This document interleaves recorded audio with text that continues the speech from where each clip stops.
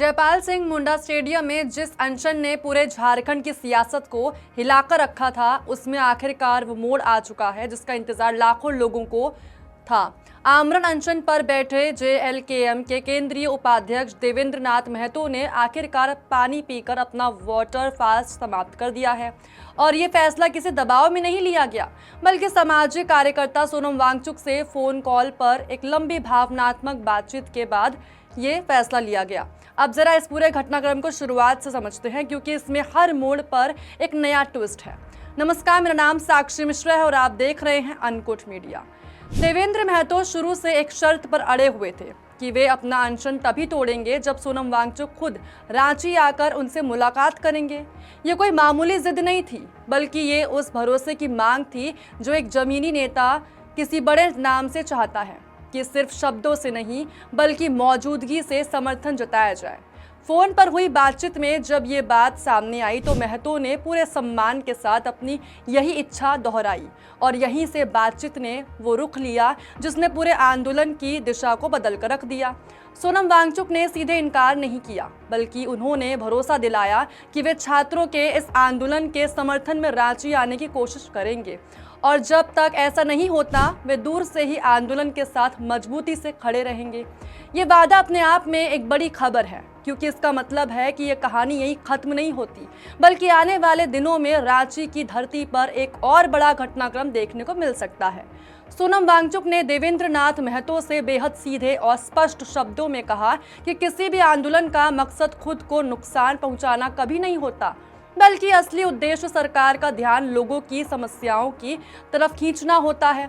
उन्होंने ये भी समझाया कि अगर पानी और ज़रूरी पोषण भी शरीर से दूर रखा गया तो सेहत बहुत तेजी से बिगड़ सकती है, और अगर नेतृत्व ही कमज़ोर पड़ गया तो पूरा आंदोलन खुद ब खुद कमज़ोर हो जाएगा।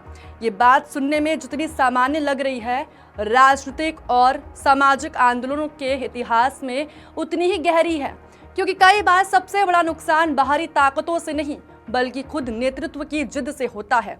इसी बातचीत में वो पल भी आया जिसने पूरे नैरेटिव को भावनात्मक ऊंचाई दे दी। सोनम वांगचुक ने महात्मा गांधी का एग्जाम्पल दिया और बताया कि गांधी भी अपने उपवास के दौरान पूरी तरह खाली नहीं रहते थे, बल्कि पानी में नींबू मिलाकर लेते थे ताकि शरीर की ऊर्जा बनी रहे और संघर्ष जो है वो लंबे समय तक जारी रह सके। उन्होंने ये भी समझाया कि पानी, शहद और नींबू जैसी चीजें लेना कोई समझौता नहीं, बल्कि आंदोलन को टिकाऊ बनाने की एक समझदार रणनीति है।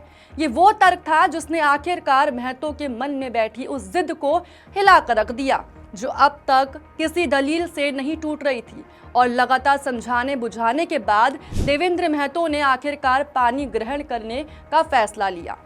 अब यहाँ एक बात बिल्कुल साफ समझनी जरूरी है, और यही इस खबर का सबसे बड़ी परत है। महतो ने पानी पिया है, लेकिन उन्होंने हार नहीं मानी, उन्होंने समझौता नहीं किया। उनका वाटर फास्ट खत्म हुआ है, लेकिन अनशन खत्म नहीं हुआ है। ये फर्क बहुत बारीक है, लेकिन बहुत ज़रूरी है, क्योंकि इसी फर्क में इस पूरे आंदोलन की आगे की दिशा छिपी है। महतो अभी भी भूख हड़ताल पर डटे हुए हैं, यानी उन्होंने अपनी सेहत को थोड़ी राहत जरूर दी है ताकि वे लंबी लड़ाई लड़ सके, लेकिन अपनी मांगों से एक इंच पीछे नहीं हटे हैं। ये वही रणनीति है जो अनुभवी आंदोलनकारी अपनाते हैं कि शरीर को इतना जरूर बचाया जाए कि लड़ाई पूरी हो सके, वरना बलिदान से आंदोलन को प्रतीक तो मिल सकता है लेकिन दिशा नहीं। रांची में ये आंदोलन अब अपने 12वें दिन में प्रवेश कर चुका है। जयपाल सिंह मुंडा स्टेडियम में डटे प्रदर्शनकारी छात्र लगातार अपनी मांगों पर अडिग हैं। उनकी मांग साफ है, भर्ती परीक्षाओं में सामने आई कथित गड़बड़ियों की निष्पक्ष और पारदर्शी जांच हो और असली दोषियों के खिलाफ सख्त कार्रवाई हो, ताकि मेहनत करने वाले असली अभ्यर्थियों को न्याय मिल सके। ये मांग सिर्फ कागजों पर लिखा है, एक ज्ञापन नहीं है। ये हजारों युवाओं की उस बेचैनी की आवाज़ है जो सालों की मेहनत के बाद भी सिस्टम की खामियों से जूझ रहे हैं। और देवेंद्र महतो के वाटर फास्ट खत्म करने के बावजूद ये आंदोलन जरा भी कमजोर नहीं पड़ा है, बल्कि छात्रों का कहना है कि जब तक उनकी मांगें पूरी नहीं होती उनका संघर्ष रुकने वाला नहीं है। अब इसमें एक और एंगल जोड़ना बेहद जरूरी है, और वो एंगल है सोनम वांगचुक के रांची आने की संभावना का। क्योंकि अगर ये वादा हकीकत में बदलता है तो ये सिर्फ एक मुलाकात नहीं होगी, बल्कि ये पूरे आंदोलन को राष्ट्र स्तर पर एक नई पहचान दे सकती है। जिस तरह वांगचुक ने दिल्ली के जंतर मंतर पर परीक्षा सुधार के मुद्दे पर अपनी आवाज बुलंद की थी, अगर वही ऊर्जा रांची की सड़कों पर उतरती है तो ये झारखंड सरकार के लिए एक बड़ा दबाव बन सकता है। पूरे आंदोलन में सोनम वांगचुक का साथ, गांधी के उपवास का एग्जाम्पल और छात्रों का 12 दिन से डटे रहना, ये सब मिलकर एक ऐसी कहानी को दर्शाता है जो सिर्फ झारखंड तक सीमित नहीं रहेगी बल्कि पूरे देश में परीक्षा सुधार और युवाओं के भरोसे की बहस को नई धार देगी। फिलहाल इतना तो तय है कि रांची की ये लड़ाई अभी थमी नहीं है बल्कि एक नई ऊर्जा के साथ आगे बढ़ चुकी है और आने वाले दिनों में सोनम वांगचुक की मौजूदगी इस आंदोलन को किस मोड़ तक ले जाएगी, ये देखना बेहद दिलचस्प होगा। आपका क्या कहना है इसको लेकर कमेंट करके जरूर बताइएगा।